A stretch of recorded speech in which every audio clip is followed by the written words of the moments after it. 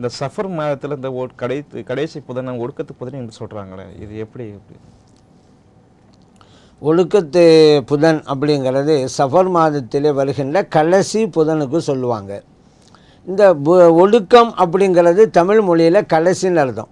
இப்போ கடைசி புதன் அப்படிங்கிறத தான் ஒடுக்கத்து புதன். ஏன் ஒடுக்கம் என்றாலே கடைசி, அதனால தான் இந்த கியாமத்து நாளை ஒடுக்கத்து நாள் அப்படின்னு சொல்லுவாங்க. அதன் அடிப்படையில் பார்க்கும் பொழுது இந்த ஒழுக்கத்து புதனில் சில ஊர்லாம் இந்த துவாக்கள் ஓதுவாங்க, துவாக்கள் எழுதி கரைச்சி குடிப்பாங்க. இந்த மாதிரி செய்யலாமான்னா தாராளமாக செய்யலாம். ஏன்னா குர்ஆனுடைய வசனம் ஷிஃபா கொடுக்குது. அல்லாஹு தஆலா குர்ஆன் சொல்லி காட்டும்போது ஒ நுனஸ்ஸிலு மினல் குர்ஆனி மா ஹுவ ஷிஃபாவுன், இந்த குர்ஆனை நாம் இறக்கி வைத்தோம், அதில் ஷிஃபா இருக்கிறது என்று அல்லாஹ் குர்ஆனில் சொல்கிறான். ஏன் அந்த எல்லா நாளும் அப்படி செய்யலாம். இப்போ இன்றைக்கி கூட குர்ஆனுடைய வசனத்தை வச்சு நம்ம ஷிஃபாவை தேடி கொள்ளலாம். மார்க்கத்தில் ஆகுமானது தான், அதில் பிரச்சனை கிடையாது. ஏன் அந்தன்னைக்கு குறிப்பாக செய்கிறோம் என்றால் அதற்கும் காரணம் இருக்கிறது. நபி நாம் ஸல்லல்லாஹு அலைஹி வஸல்லம் சொல்கிறாங்க, இந்த தொழுநோய் இருக்கிறது அல்லவா, அதாவது குஷ்டநோயின்னு சொல்லுவாங்க. குஷ்டநோயின்னு சொன்னால் வெண்குஷ்டம் கருங்குஷ்டம் ரெண்டு வகையாக இருக்கிறது. இதில் எந்த குஷ்டநோய் ஏற்பட்டாலும் அந்த நோயினுடைய துவக்கம் ஆரம்பம் புதன்கிழமையாகத்தான் இருக்கும். ஒன்று புதன்கிழமையில் பகலில் இந்த நோய் தொடங்கும், அல்லது புதன்கிழமை இரவில் இந்த நோய் தொடங்கும் என்று நபி நாம் ஸல்லல்லாஹு அலைஹி வஸல்லம் அவங்க சொன்னாங்க. இந்த ஹதீஸ் இப்னு மாஜாவில் பதிவு செய்யப்பட்டிருக்கு. பாருங்கள், நோயிலெல்லாம் மிக மோசமான நோய் என்ன? அந்த குஷ்ட நோய் தான், தொழு நோய் தான்.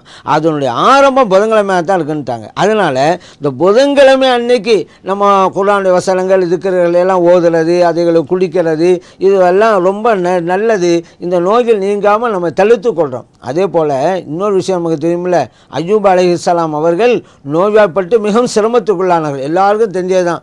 நபிமார்கள்லேயே அதிகமான நோய்க்கு உள்ளாகி கஷ்டப்பட்டவங்க அய்யூப் அலைஹிஸ்ஸலாம் அவர்கள். அந்த அய்யூப் அலைஹிஸ்ஸலாம் அவர்களுக்கு உண்டான நோய் தொடங்கியது புதன்கிழமை தான் என்று நபி நாம் ஸல்லல்லாஹு அலைஹி வஸல்லம் சொல்கிறாங்க. இந்த ஹதீஸும் இப்னு மாஜாவில் தான் பதிவு செய்யப்பட்டிருக்கு. அதே போல் இந்த ரத்தம் எடுக்கிறாங்கல்ல, இரத்த தானம் எடுக்கிறதா இருந்தாலும் சரி, அதே போல் இந்த டெஸ்ட்டுக்கு எடுக்கிறதா இருந்தாலும் சரி, இதை புதன்கிழமையை விட்டும் தவிர்த்து கொள்ள வேண்டும் என்றும் நபி நாம் ஸல்லல்லாஹு அலைஹி வஸல்லம் சொல்கிறாங்க. புதன்கிழமை என்று உங்கள் உடம்பிலிருந்து இரத்தத்தை வெளியேற்ற வேண்டாம் அப்படிங்கிறாங்க.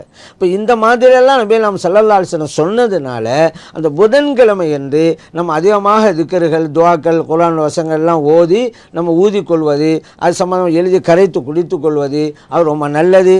அதே போல் ஏன் அந்தன்னைக்கு செய்கிறோம் அப்படிங்கிற ஒரு கேள்வி வருதில்ல.